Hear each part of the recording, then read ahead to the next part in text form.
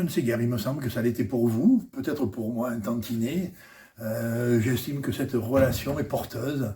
Je sens une empathie incontestable, relationnelle avec vous, madame, avec la maison que vous représentez, que j'ai eu le privilège de côtoyer et avec laquelle même je me suis entretenu.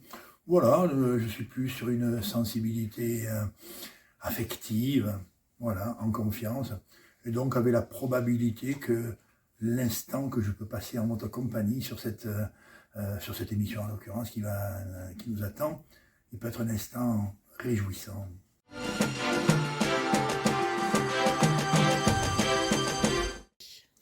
Tu mets beaucoup de gants pour dire que je me suis insurgé contre l'émergence de la pensée du FN ou du Rassemblement National aujourd'hui dans notre société.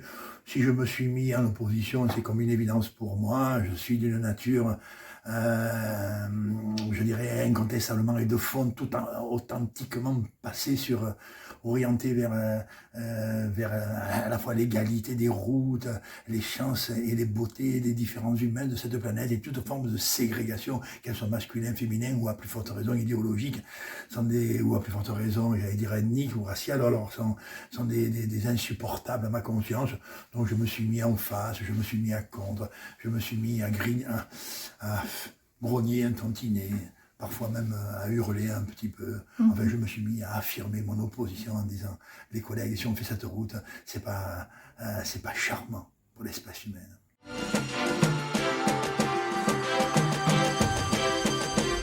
Moi, il me semble qu'il n'y a pas la désespérance à avoir dans chacun des cœurs humains que je rencontre. C'est la première hypothèse.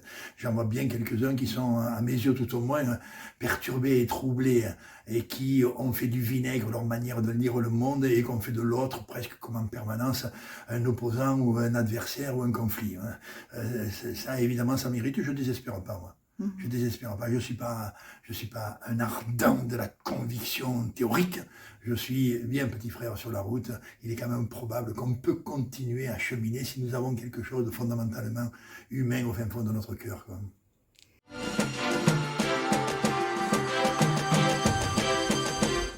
Qu'est-ce que tu en dirais en quelques mots? Ah ben, en quelques mots, je peux pas.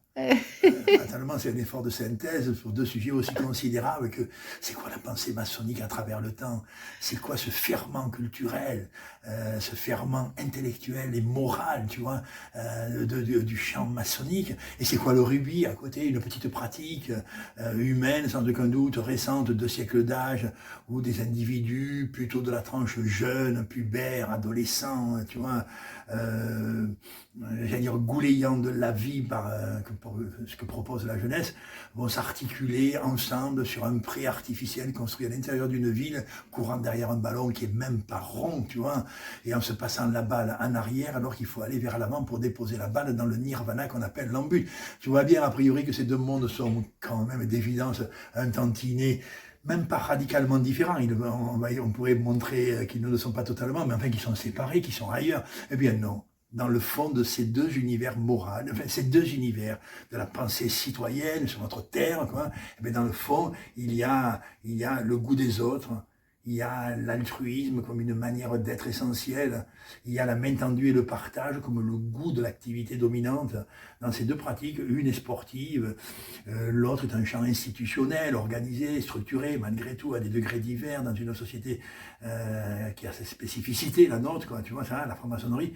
Mais quand même, les deux invitent les humains à essayer de voir s'il n'y a pas quelque chose de beau dans leur cœur pour faire grandir les autres.